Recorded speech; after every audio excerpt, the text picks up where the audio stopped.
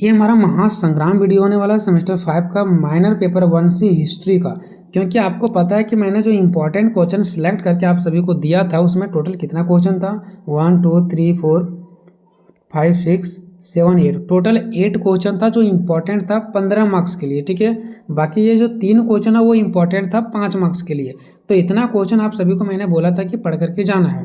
ठीक है, तो हम एक का करके आंसर आप सभी को करवाएंगे। तो अभी के इस वीडियो में हम करवाएंगे पहला, दूसरा, तीसरा। क्योंकि वीडियो बहुत ज़्यादा लंबा हो जाता है ना, 2 घंटा का, तो स्टूडेंट लोग देखते नहीं है। तो हम 3 क्वेश्चन को एक वीडियो में, फिर कुछ क्वेश्चन को एक वीडियो में ऐसे ऐसे करके कंप्लीट कराएंगे। तो इस वीडियो में हम कुतुबुद्दीन ऐबक की उपलब्धियों की विवेचना करें, ये कंप्लीट कराने वाले हैं। इल्तुतमिश की उपलब्धियों का वर्णन करें, बलबन के रासो सिद्धांत का वर्णन करें, बिल्कुल ट्रिक से। और इतना आसान बताएंगे ना, बिल्कुल ट्रिक से कि एक बार में याद होगा। ऐसा ही एक क्वेश्चन नहीं, सारा करवाएंगे। बस एक बार देख लो, अगर यकीन नहीं होता है तो। ठीक है, तो चलिए वीडियो को स्टार्ट करते हैं। आज की इस वीडियो में आपको हम ट्रिक के माध्यम से पूरा समझा देंगे कि कुतुबुद्दीन ऐबक की उपलब्धियों की विवेचना करें। ये जो क्वेश्चन है ना, कुतुबुद्दीन ऐबक की उपलब्धियां पूछे, चाहे तो किसी भी प्रकार से क्वेश्चन आपको दे दे कुतुबुद्दीन ऐबक के बारे में, ठीक है, तो आप आंसर बहुत ही अच्छा तरीका से लिख पाएंगे। जितना मर्जी उतना, 4 पेज 10 पेज जितना मर्जी उतना लिख पाएंगे। बस इसका एक ट्रिक है, वो मैं आपको पहले बताता हूँ, उसके बाद हम इसका आंसर बताएंगे। ठीक है, देखिए दोस्तों, अगर ये कहानी आपको याद हो जाता है ना, तो इसका मतलब ये है कि कुतुबुद्दीन ऐबक के बारे में कोई भी क्वेश्चन दे दे, आपका आंसर आराम से बन जाएगा। जितना मर्जी उतना पेज आप लिख सकते हो आराम से। हम बात कर रहे हैं किसका? कुतुबुद्दीन ऐबक का। ठीक है, तो कुतुबुद्दीन ऐबक को देखिए दोस्तों, आपको जितना समझना है उतना मैं यहाँ पे समझा देता हूँ। ठीक है, कुतुबुद्दीन ऐबक को बेच दिया गया।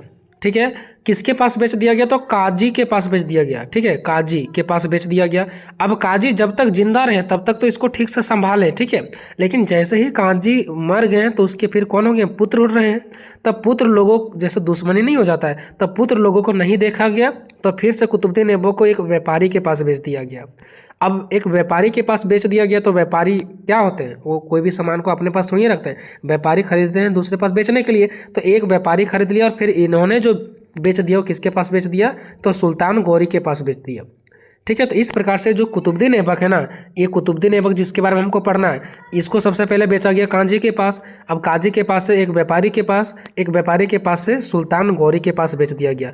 और सुल्तान गौरी के पास कोई भी पुत्र नहीं था, इनका कोई भी पुत्र नहीं था, जिसके वजह से ये जिसको भी रखते थे उससे बहुत ज़्यादा प्यार करते थे, लगाव करते थे। और कुतुबुद्दीन ऐबक जो है वो सुल्तान गौरी के अंडर में ही रहे। ठीक है, और सारा काम यहीं पर रह करके किए। ठीक है, तो ये आपको पता चल जाएगा। और सुल्तान गौरी ही कुतुबुद्दीन ऐबक को इतना आगे बढ़ाए।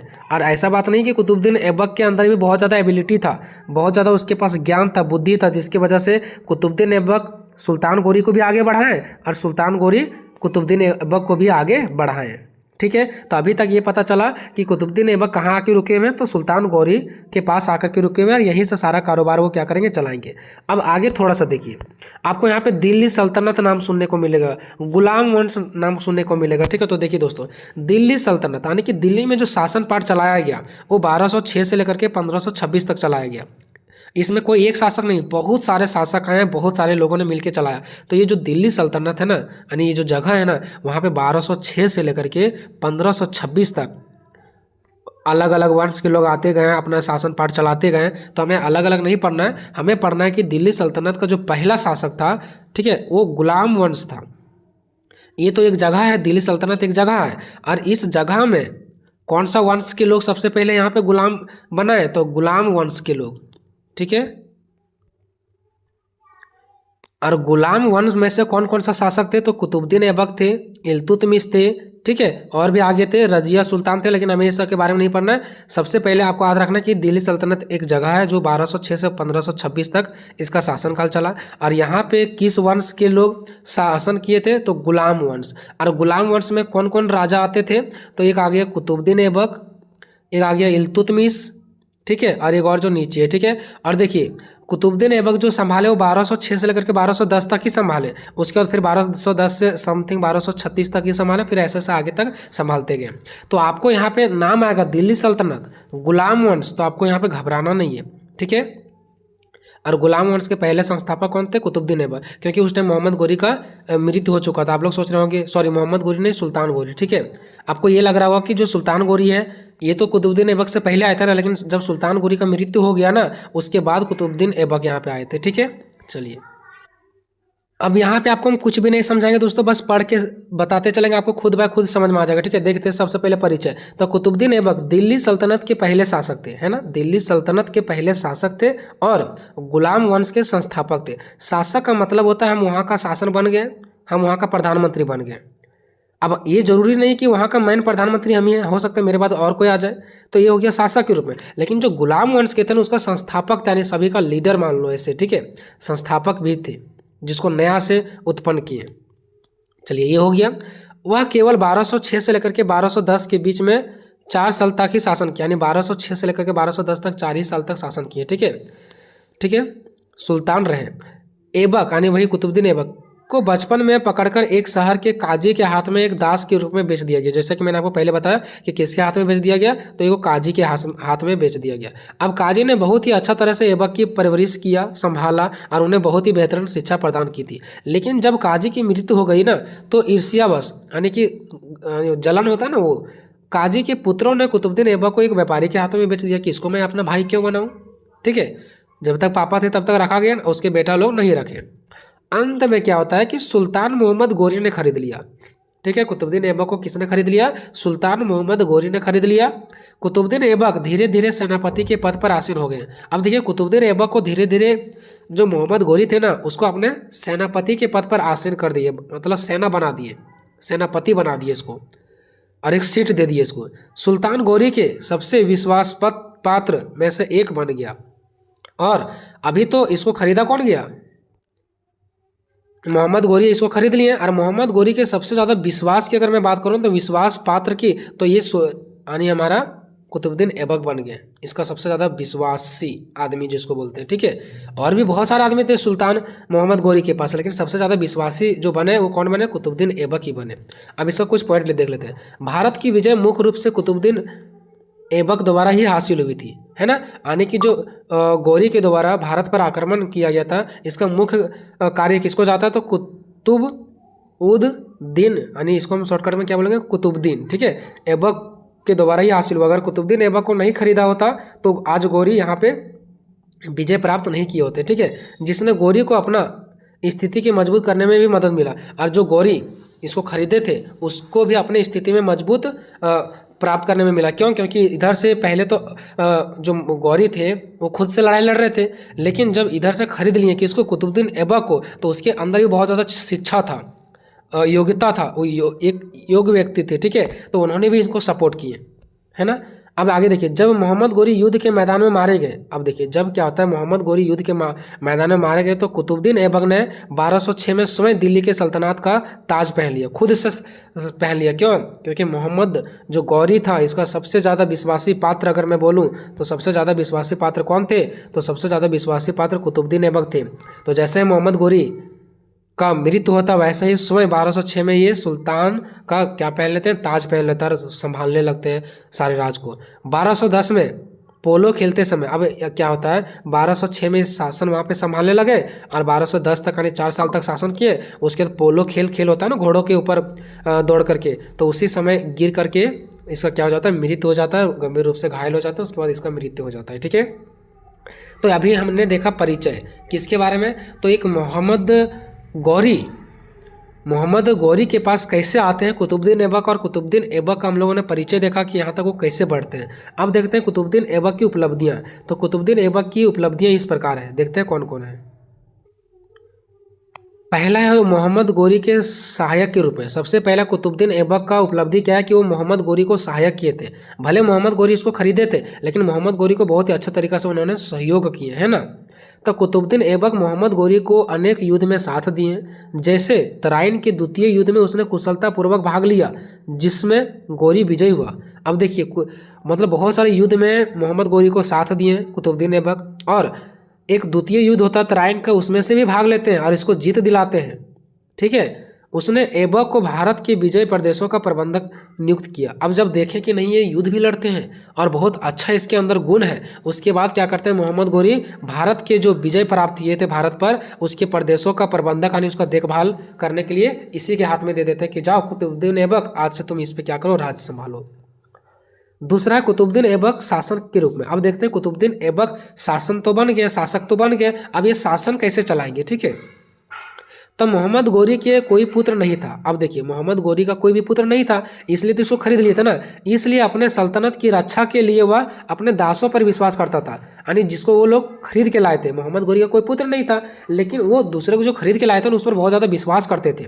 अतः गोरी के 3 प्रमुख विश्वास पात्र दास थे। सिर्फ ऐसा नहीं कि कुतुबुद्दीन ऐबक को ही खरीदा गया था, इसके अलावा 2 और राजा को खरीदे थे, 2 और लोगों को खरीदे थे, ठीक है। तो टोटल 3 हो गए, तो जिसमें से एक कुतुबुद्दीन ऐबक भी थे, ठीक है। जब गोरी की मृत्यु हो गई तो उसने किसी को अपना उत्तराधिकारी नहीं बताया। मतलब सोचिए कि मोहम्मद गोरी इतना अच्छा व्यक्ति थे कि जब वो मृत्यु हो गया उसका, तब भी ये नहीं बोले कि मेरा 3 दास है, यानी कि 3 नौकर है। सिंपल भाषा में समझाने के लिए बोल रहे हैं, ठीक है। ऐसा वो वर्ड यूज नहीं करते थे कि मेरा 3 दास है, 3 दास में से ये दास का उत्तराधिकारी होगा, मतलब मेरा संपत्ति ये लेगा। ऐसा कभी नहीं बोल के गए, सीधा वो मर गए, लेकिन किसी को ऐसा बात नहीं बोले। उसके बाद क्या हुआ देखिए, इधर तीनों दासों की स्थिति भी समान थी। इधर ये लोग लड़ाई नहीं कर रहे थे कि हम लेंगे इसका संपत्ति, हम लेंगे। तीनों लोगों का स्थिति जो था वो क्या था, समान था, मतलब बराबर था। अतः तीनों ने राज को बांट लिया। अब तीनों ने राज को बांट लिया, क्योंकि लड़ाई क्या करेंगे, तीनों ने राज को बांट लिया, और इससे किसी का हिम्मत नहीं हुआ कि इनको पछाड़ सके। लेकिन अगर ये लोग आपस में लड़ जाते तो कोई दूसरा आकर के टपक जाता,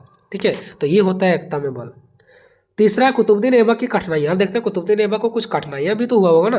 तो ऐबक के सुल्तान बनते ही, जैसे ही कुतुबुद्दीन ऐबक सुल्तान बन गया, उसे अनेक कठिनाइयों का सामना करना पड़ा, क्योंकि उसके अधीन भारत के अनेक क्षेत्र थे। एक क्षेत्र को तो संभालना था नहीं, बहुत सारे प्रदेशों को संभालते थे।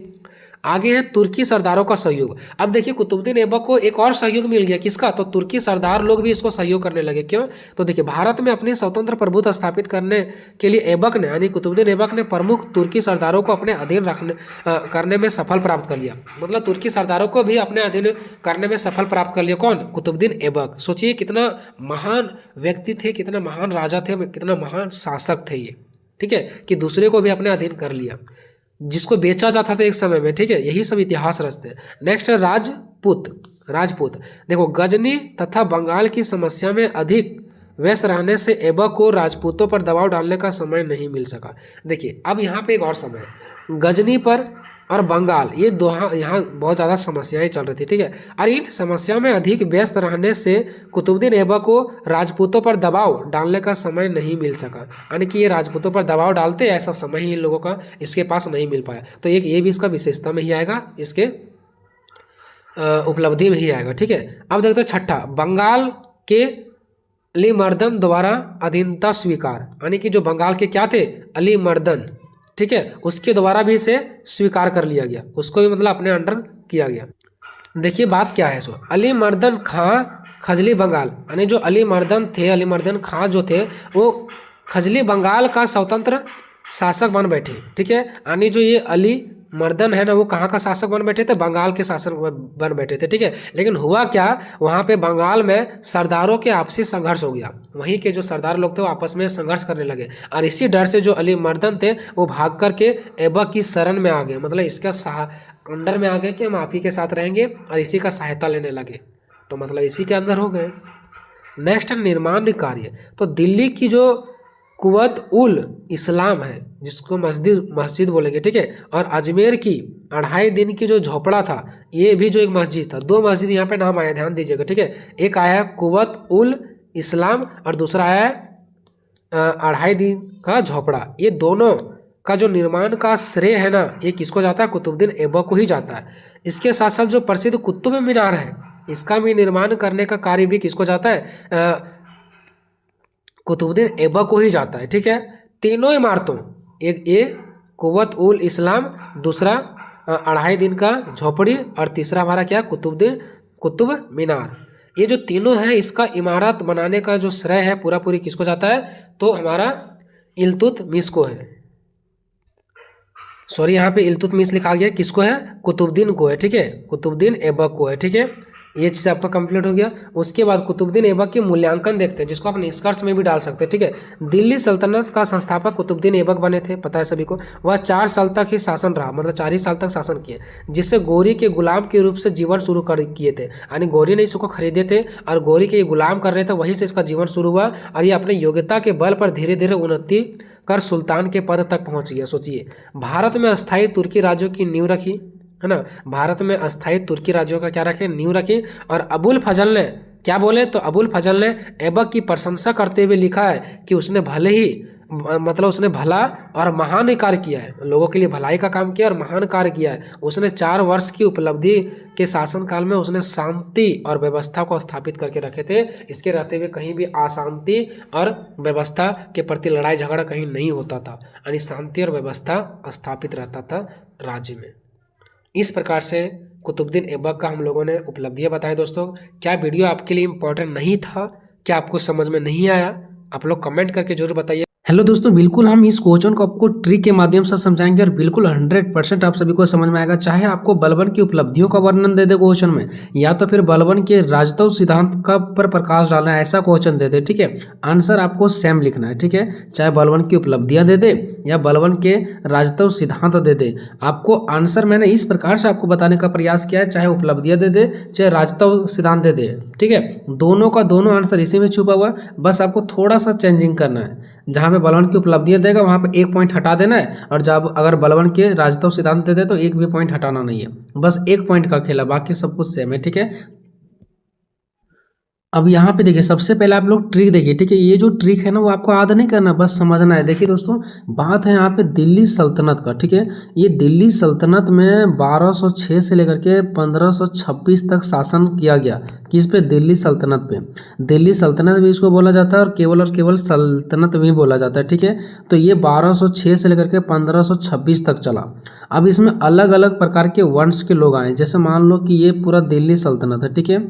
यहाँ पे गुलाम वंश के लोग भी आए हैं, ठीक है। फिर खिलजी वंश के लोग भी आए हैं और तुगलक वंश के भी लोग आए हैं, ठीक है। अब देखिए, आपको ऐसा समझ नहीं आएगा। मान लीजिए कि दिल्ली सल्तनत एक जगह है, ठीक है। दिल्ली सल्तनत एक क्या जगह है, वहाँ पे मान लो कि हम बोलेंगे कि यादव वंश के लोग भी क्या किए, वहाँ पे शासन किए, और सिंह वंश के लोग भी किए, राजपूत वंश के लोग भी शासन किए। अब इसका मतलब समझ रहे हैं? जैसे मान लो कि हम बोले यादव वंश के लोग भी क्या किए, यहाँ पे शासन किया। यादव वंश में मतलब जितने यादव लोग होंगे, जितने ताकतवर यादव लोग आए होंगे, 10, 5, 15, 20 जितने लोग आए होंगे वो सभी लोग शासन किए होंगे। जब इन लोग से फिर नहीं चला होगा तो फिर आए होंगे सिंह वंश, और सिंह वंश से फिर नहीं चला होगा तो आए होंगे राजपूत वंश। ऐसे ही पहले भी वंश हुआ करते थे, ठीक है, जिसका नाम था गुलाम वंश, खिलजी वंश, तुगलक वंश, और भी आगे वंश था, ठीक है। मैंने बस इतना ही लिखा है। तो दिल्ली सल्तनत पर ये सभी वंशों का क्या था? राज था। तो हमें पढ़ना है यहाँ पे गुलाम वंश का राज था। गुलाम वंश का शासन कब से कब तक चला? तो 1206 से लेकर के 1290 तक। सबसे पहला जो वंश था ना वो यही था, ठीक है।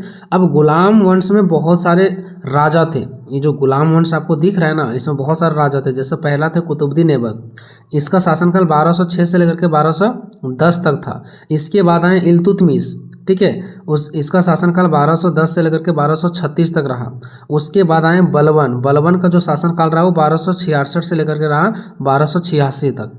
तो हमको इसी के बारे में पढ़ना है। किसके बारे में? बलबन के बारे में पढ़ना है कि बलबन दिल्ली सल्तनत के एक राजा थे, या तो बोलो गुलाम वंश के एक राजा थे, बात सेम ही पड़ेगा, ठीक है। क्योंकि दिल्ली सल्तनत के गुलाम वंश के बलबन एक व्यक्ति थे, यानी कि एक राजा थे, ठीक है। ये हो गया। शासनकाल 1266 से 1286 तक रहा। अब यहाँ पे देखिए, बलबन जो थे ना दोस्तों वो ईरान के रहने वाले थे, ठीक है, ईरान के रहने वाले थे। और ये ईश्वर का छाया थे, यानी कि ये अपने आप को बताते थे कि ईश्वर का रूप हूँ हम, सभी लोग मेरे ईश्वर की जैसा पूजा करेंगे और मुझे मानेंगे कि मुझे ईश्वर ने ही यहाँ पे राज करने के लिए भेजा है। और ये जो है ना आक्रामक नीति चलाता था, ठीक है, आक्रमण नीति को चलाता था लोगों के ऊपर, यानी जोर जबरदस्ती करते थे, ठीक है, कि तुमको ये काम करना ही पड़ेगा। तो आक्रमण नीति चलाते थे। तो ये चीज़ आपको पता चल गया होगा।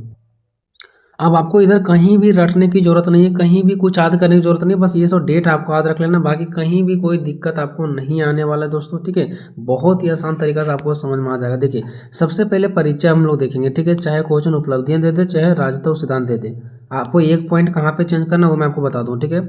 सबसे पहले परिचय, तो बलबन का जन्म 1216 ईसा पूर्व में हुआ था। बलबन दिल्ली सल्तनत के गुलाम वंश के एक शासक थे। अभी मैंने आपको बताया ना, दिल्ली सल्तनत के गुलाम वंश के एक शासक थे। इसका शासनकाल 1266 से 1286 ईसा तक माना जाता है। अभी मैंने आपको बताया नीचे। इससे गुलाम बनाकर इल्तुतमिश के पास बेच दिया गया, ठीक है। देखिए, ये जो बलबन है ना, इसको बेच दिया गया किसके पास? तो इल्तुतमिश के पास बेच दिया गया। क्यों? क्योंकि बलबन से पहले कौन आए थे राजा? इल्तुतमिश भी आया था, आपको पता होगा। तो इल्तुतमिश के पास इसको बेच दिया जाता है, ठीक है, इसको बेच दिया जाता है, जिसके कारण यह इल्तुतमिश का गुलाम बन गया, है ना। इल्तुतमिश के पास बेच दिया गया, और इल्तुतमिश का ये फिर क्या बन गया, गुलाम बन गया। इल्तुतमिश भी क्या थे, तो वहीं के ये भी क्या थे, राजा थे, लेकिन इल्तुतमिश पहले के राजा थे, उसके बाद आए फिर बलबन, ठीक है, ये हो गया। उसके बाद यह अपने साम्राज्य में लौह एवं रक्त की नीति को अपना देता है, जिसको हम लोग आक्रमणकारी नीति बोलते हैं। लौह मतलब बहुत टाइट, और रक्त मतलब अगर मेरे साथ कोई गलत करेगा तो उसको काट देंगे। ये दोनों इसका बहुत फेमस वर्ड है कि लौह एवं रक्त की नीति को अपनाए थे, ठीक है। अंततः बलबन का मृत्यु 1286 यानी 1287 ईसा पूर्व में हो गया। क्यों? क्योंकि ये 1286 तक तो शासन चला है, उसके बाद 1287 में इसका क्या हो गया, निधन हो गया। ठीक है दोस्तों, ये चीज़ आपको क्या करना है, याद रखना है, इसका परिचय। इसके बाद थोड़ा सा कुछ पॉइंट देख लीजिए कि बलबन ने अपने शासनकाल में ईरानी प्रथा को बढ़ावा दिया। क्यों? क्योंकि ईरान को रहने वाले थे, इसलिए ईरानी प्रथा को क्या दिया, बढ़ावा दिए, और कहा कि वह पृथ्वी पर ईश्वर का प्रतिनिधि है। मतलब ईश्वर का प्रतिनिधि मतलब ईश्वर की जैसा ही है, ईश्वर ने ही इसको भेजा है यहाँ पे इस दुनिया में, ठीक है, इस पृथ्वी पर। नेक्स्ट क्वेश्चन है कि बलबन को मंगलों ने बहुत कम उम्र में ही पकड़ लिया था। यानी देखो यहाँ पे मंगलों का नाम आएगा। मंगलों पहले क्या करते थे, दूसरे लोगों को बेचने का बहुत ज़्यादा काम करते थे, दूसरे लोगों को अपने अंदर गुलाम बनाने का काम करते थे। सेम ऐसे ही बलबन को भी मंगलों जो थे ना, मंगलों वंश के लोग, वो बहुत ही कम उम्र में ही पकड़ लिया था। किसको? बलबन को, और उन्हें गुलाम वंश बनाया गया, और बलबन को गुलाम बना लिया गया, और कई लोगों को बेचा गया, और आखिरकार इल्तुतमिश ने उससे खरीद लिया। यानी कई लोगों को बेचा गया, ठीक है, कई जगह भी बेचा गया, और अंतिम में बलबन को कौन खरीद लिया दोस्तों? इल्तुतमिश ने उसे खरीद लिया, ठीक है। इल्तुतमिश कौन है दोस्तों? पहले इल्तुतमिश ही तो राजा थे ना, उसके बाद फिर बने बलबन, ठीक है। चलिए नेक्स्ट, बलबन ने राजतत्व सिद्धांत को स्थापित किया। देखिए बलबन ने कौन सा सिद्धांत को स्थापित किया? राजतत्व सिद्धांत को स्थापित किया। उसने व्यापार और वाणिज्य को बढ़ावा दिया, व्यापार के मामले में, वहाँ के संसाधनों के मामले में, ये सब चीज़ों को बढ़ावा दिया। उसने कृषि और उद्योगों को भी क्या दिया? बढ़ावा दिया। ये आपका हो गया दोस्तों परिचय, ठीक है। उसके बाद देखिए दोस्तों, चाहे क्वेश्चन उपलब्धियां दे दे, चाहे राजतत्व सिद्धांत दे दे, ये आपको परिचय तो सब में लिखना है। क्वेश्चन जहाँ भी बलबन का नाम आ गया, परिचय सब में देना है।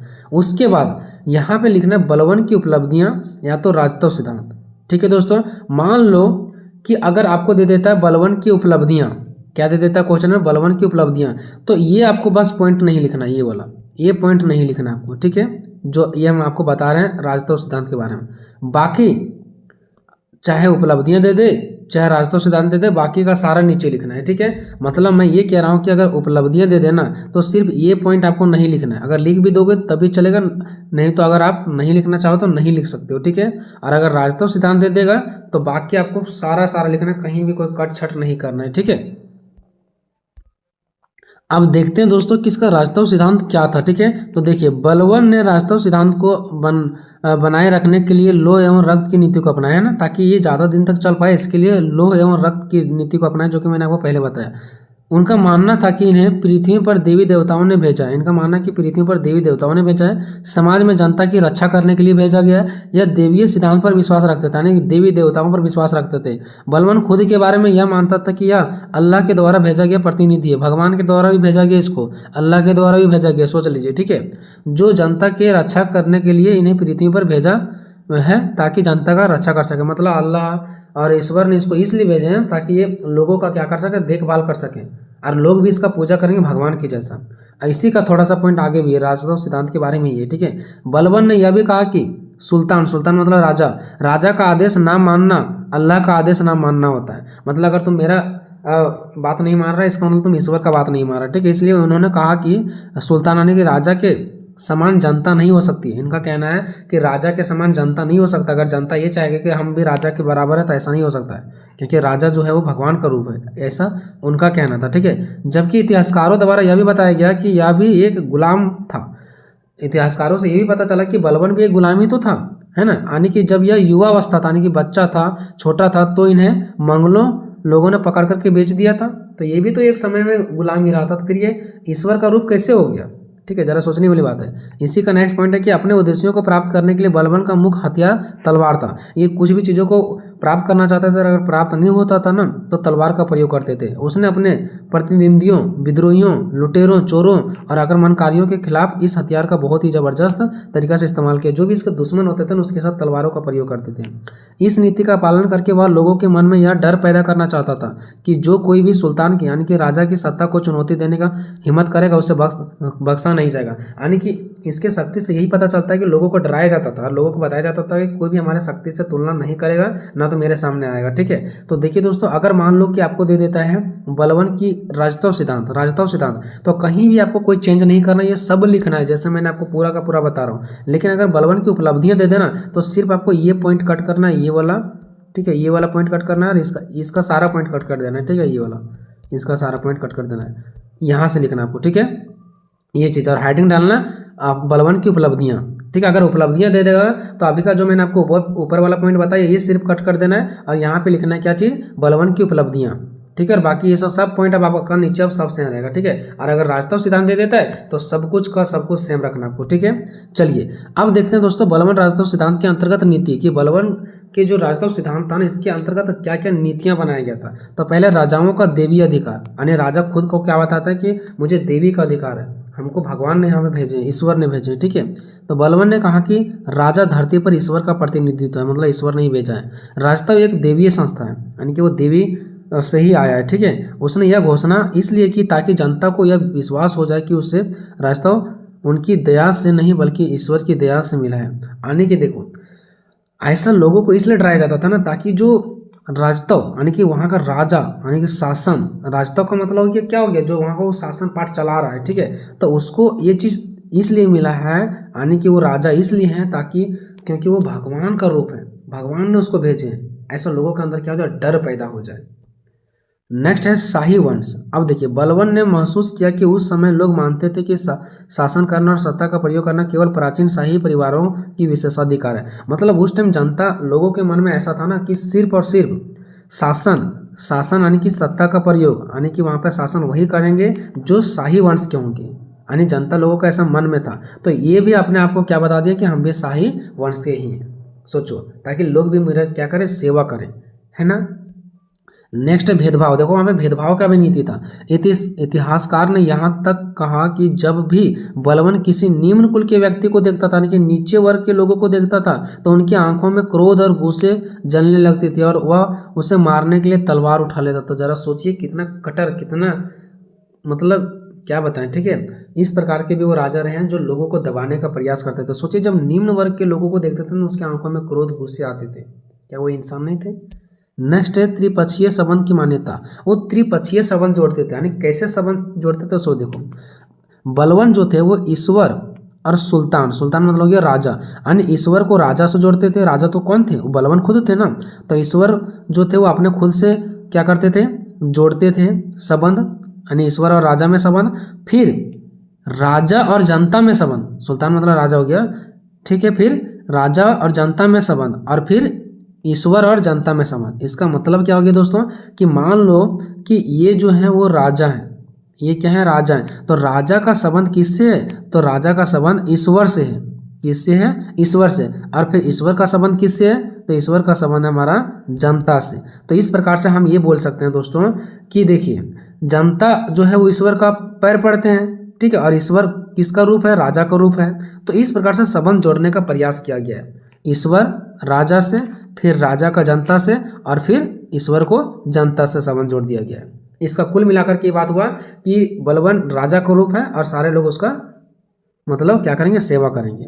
वह खुद को धरती पर ईश्वर का प्रतिनिधित्व मानता है कि ईश्वर की जैसा ही मैं इस धरती पर हूँ, जो लोगों के कल्याण की देखभाल करता था। और हम क्या कर रहे हैं, लोगों के कल्याण के लिए देखभाल करने का कार्य कर रहे हैं, ऐसा उनका मानना था। दरबार की मर्यादा।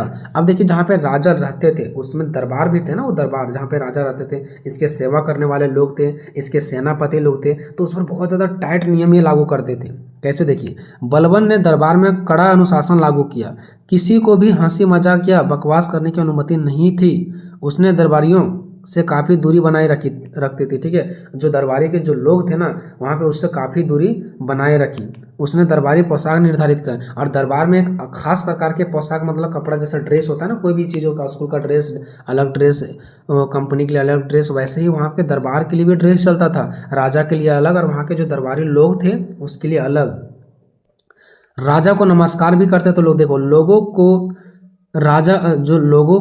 राजा को नमस्कार करने के लिए घुटने टेकर अपने माथे से जमीन को छूना पड़ता था, मतलब जमीन से गिरना पड़ता था और पैर लगना पड़ता था राजा का, वो भी छू के नहीं, दूरी से ही। नेक्स्ट है गार्डों की नियुक्ति। गार्ड लोग, देखिए सेना लोग रहते हैं ना, गार्ड लोग नियुक्ति, जहाँ पे राजा जिस दरबार में रहता है उसके बाहर बाहर कौन लोग, गार्ड लोग नहीं रहते हैं, ठीक है, तो उसका भी नियुक्ति किया गया था। तो बलबन ने खूंखार और लंबे चौड़े पहरेदार को नियुक्त किया गया था। अब देखिए वैसे गार्ड को रखा गया था जो खूंखार थे, लंबे चौड़े रहते थे, ठीक है, और उसके हाथों में नंगी तलवार रहता था, मतलब लंगा तलवार रहता था, सोचिए, और राजा के इर्द गिर्द वो खड़े रहते थे, यानी कि राजा के अगल बगल में अगर कहीं रहते थे तो उसके अगल बगल खड़े रहते थे, दरबार के बाहर खड़े रहते थे। जब भी वह महल से बाहर निकलता था ना तो उसके अंग रक्षक यानी कि उसके शरीर के रक्षा के लिए नंगी तलवारों को लेकर के उसके सेना लोग, उसके गार्ड लोग घुमा करते थे। नेक्स्ट है फारसी परंपराओं का पालन, और उस टाइम फारसी परंपरा का पालन किया गया था। देखिए बलबन का मानना था कि राजत्व की महिमा केवल फारसी परंपराओं का पालन करके ही संभव है। यानी राजत्व, यानी इनका कहना है कि कोई भी व्यक्ति अगर राजत्व को प्राप्त करना चाहेगा, राजत्व मतलब वहाँ का शासन करना चाहेगा, ठीक है, तो उसको क्या करना पड़ेगा, फारसी परंपराओं का पालन करना ही पड़ेगा, जो कि मैं खुद कर रहा हूँ, ठीक है, तो ये उनका कहना था। नेक्स्ट है सदैव आरक्षित। सदैव आरक्षित का मतलब क्या है दोस्तों, कि बलबन ने कभी भी सार्वजनिक रूप से असामान्य खुशी या दुख व्यक्त नहीं किया, मतलब वो कब खुश है कब दुख है इस सार्वजनिक यानी कि लोगों के पास कभी वो बताने का प्रयास नहीं किए, है ना। ऐसा भी कहा जाता है कि जब उसके सबसे बड़े बेटे मोहम्मद की मौत की खबर उसे दी गया ना, कि आपका जो बेटा है मोहम्मद वो उसका मृत्यु हो गया, तब भी वह अविचलित रहा, मतलब तब भी वो ना सगबग कुछ नहीं हुआ, ना हंसी ना खुशी कुछ नहीं, ना दुख, ठीक है, मतलब जनता लोगों के पास नहीं दिखाते थे कि हम खुश हैं कि नाराज हैं, सो और ऐसा होना भी चाहिए, ठीक है। हम ये नहीं बोल रहे कि वो राजा बहुत अच्छे थे, लेकिन आप कब खुश हैं कब नाराज हैं लोगों को आपका नीति नहीं पता चलना चाहिए, ऐसा कुछ काम कीजिए, ठीक है। प्रशासनिक काम करता था वो, बस प्रशासनिक काम करते ही रहते थे, उसको दुख और नाराज का कोई गम नहीं था कि मेरा बेटा की मृत्यु हुआ। लेकिन हाँ, हालांकि वो अपने निजी अपार्टमेंट में यानी कि उसको निजी क्षेत्र में जहाँ पे कोई नहीं रहते थे उसमें जा करके वह फुट फुट करके रोए थे, ठीक है।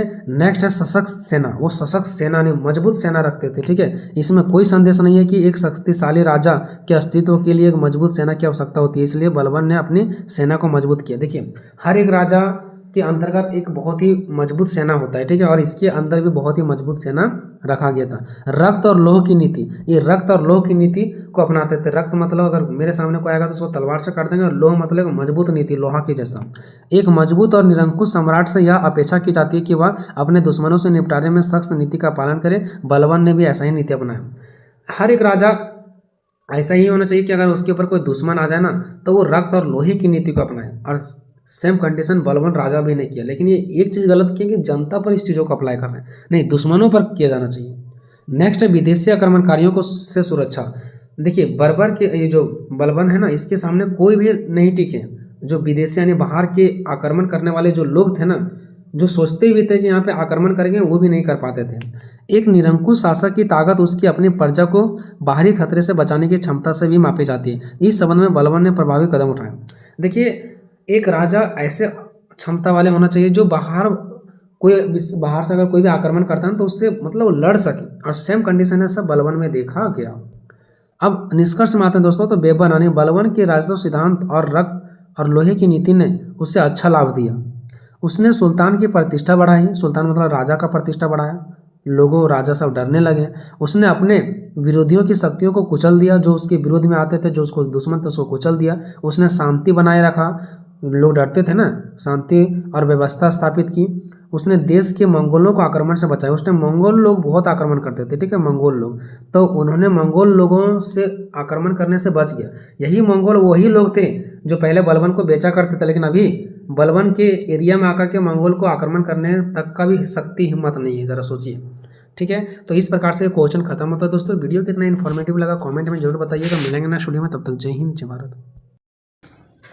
देखो यहाँ से आपको एक नंबर का भी क्वेश्चन मैच कर जाएंगे, क्योंकि मैंने यहाँ पे कुछ लिखा है। देखो यहाँ पे इल्तुतमिश का पूरा नाम तो जो था वो शमसुद्दीन इल्तुतमिश था। तो यहाँ पे पूछा जाएगा कि इल्तुतमिश का पूरा नाम क्या था, तो आपको टिक आउट करना है शमसुद्दीन इल्तुतमिश में, ठीक है। ये जो जाति के थे वो तुर्क जाति के थे, ठीक है।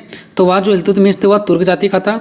इल्तुतमिश अपनी योग्यता के बल पर दिल्ली का सुल्तान बन गए। देखो योग्यता के बल पर मतलब इसके पास अच्छा खासा गुण था, अच्छे खासे पढ़े लिखे थे।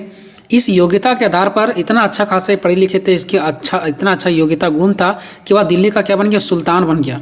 इसको दिल्ली का सुल्तान बना दिया गया था। ठीक है, दिल्ली का मतलब इस तरह समझ लो तो राजा बन गया था। ठीक है, तो ये था इल्तुतमिश। उसके बाद देखते हैं इल्तुतमिश के कार्य और उपलब्धियों का वर्णन। तो मैंने यहाँ पे नंबर बाय नंबर दिया और इधर एक्सप्लेन नहीं किया है, बट मैं बता देता हूँ, आपको खुद से एक्सप्लेन कर लेना। ठीक है, पहला इल्तुतमिश के कार्यों और उपलब्धियों। देखो इल्तुतमिश के कार्य और उपलब्धियां निम्नलिखित है। पहला, तुर्की अमीरों का दमन।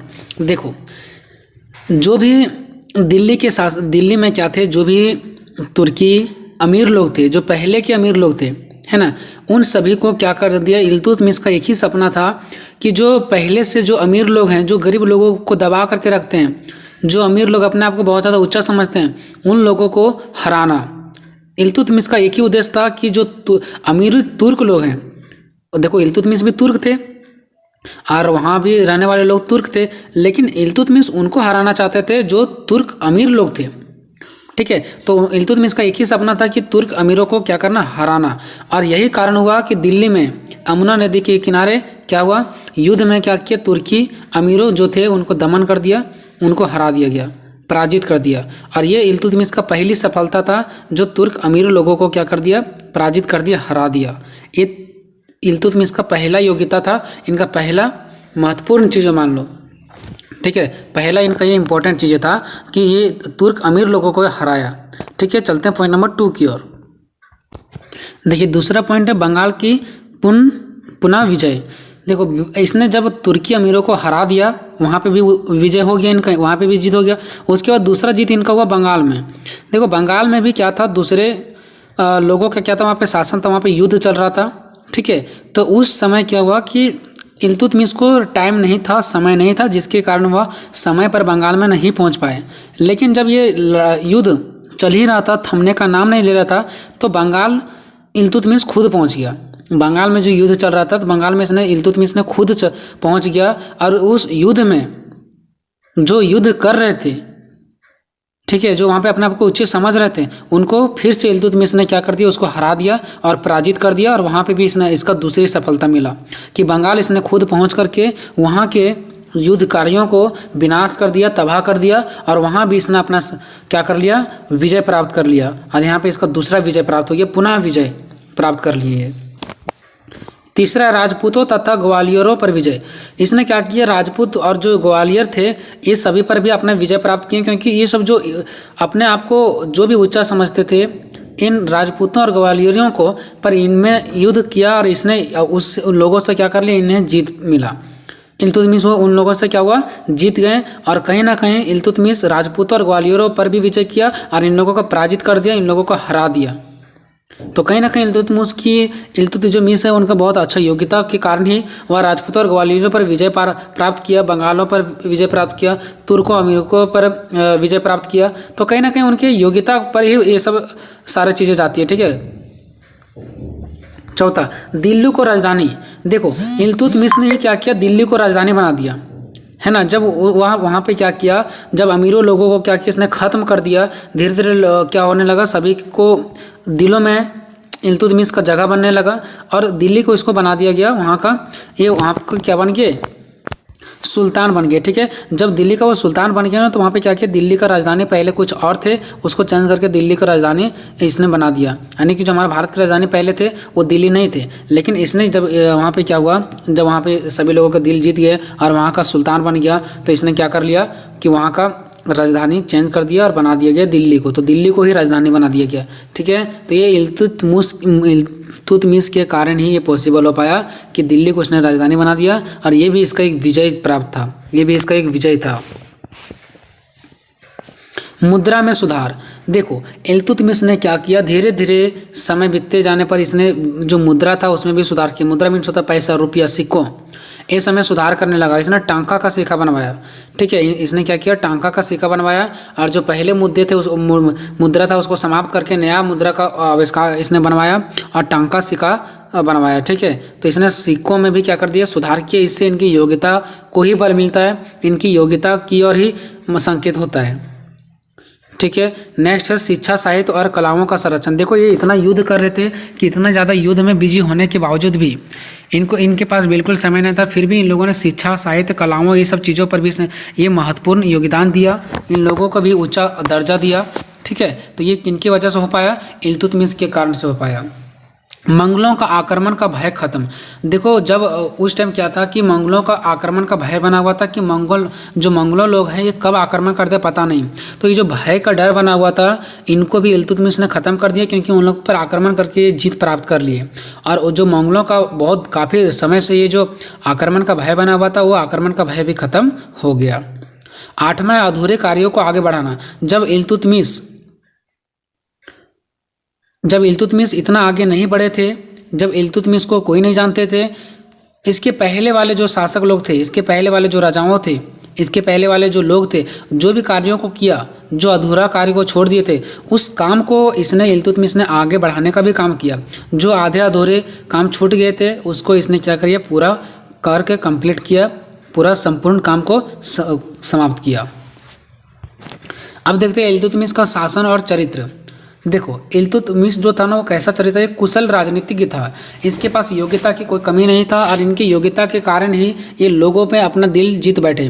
और ये अपने योग्यता के कारण ही सारे जगह जहाँ पे भी गए हैं, जहाँ पे भी युद्ध हुए हैं, जहाँ से भी युद्ध किए हैं, ये इनका विजय ही प्राप्त हुआ है। दूसरा, ये जो शासन थे ना इसका, ये बिल्कुल न्यायपूर्ण शासन था।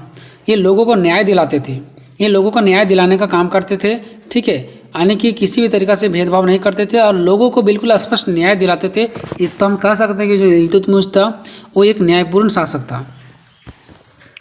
तीसरा है 40 गुलामों का दल। देखो गुलामों का मतलब यहाँ पे ये हो गया कि 40 गुटों का दल था इन लोगों के पास। ये 40 गुटों का दल बनाया था और इसने 40 गुटों का दल बना करके जो वहाँ पे गलतियाँ हो रही थी उसको सुधारने का प्रयास किया जा रहा था। और पुराने अमीरों थे ना, उनके शक्तियों को कम किया जा रहा था। जो पुराने लोग जो अमीर अपने आप को दिखा रहे थे उनके शक्तियों को कम करने के लिए ये क्या किए, इल्तुतमिश ने 40 गुटों का दल बनाया और सब मिल करके कार्य किए। चौथा, साहित्य, कला और संस्कृति। जो इल्तुतमिश थे वो मैंने इसको पहले भी बताया था कि इसने कला संस्कृति पर भी जोर दिया। इन्हें युद्ध भी किए, ठीक है, और युद्ध में इनके गुटों में कुछ ऐसे भी लोग शामिल थे जो साहित्य, कला और संस्कृति में भी विजय प्राप्त किए हैं, उनको भी आगे बढ़ाने का काम किए हैं। 5वां, इल्तुतमिश का कठिनाइयाँ। देखो इल्तुतमिश जब वहाँ पे का शासक बन गया तो उन्हें बहुत सारे कठिनाइयाँ भी आई। यही पॉइंट को आपको बहुत सारा आगे बढ़ाते चल जाना, ठीक है। जब इल्तुतमिश वहाँ का सुल्तान बन गया तो उसके सामने बहुत सारे कठिनाइयाँ भी आया।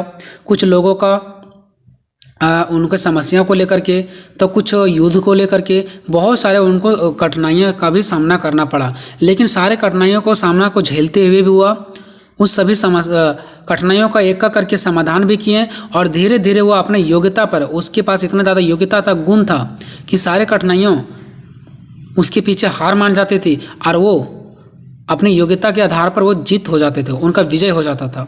और इस प्रकार वह दिल्ली का एक अच्छा शासक यानी कि एक अच्छा सुल्तान बन पाए और लोगों ने उन्हें पसंद भी किया, ठीक है। तो अतः हम इस प्रकार से कह सकते हैं कि इल्तुतमिश का विजयों का मुख्य कारण है उनकी योग्यता। उनकी योग्यता के कारण ही इल्तुतमिश ने हर जगह अपना विजय प्राप्त किया, अपने दिमाग को अच्छे रूप से प्रयोग किए और इसके वजह से ही वो अपने हर जगह पर विजय प्राप्त किए।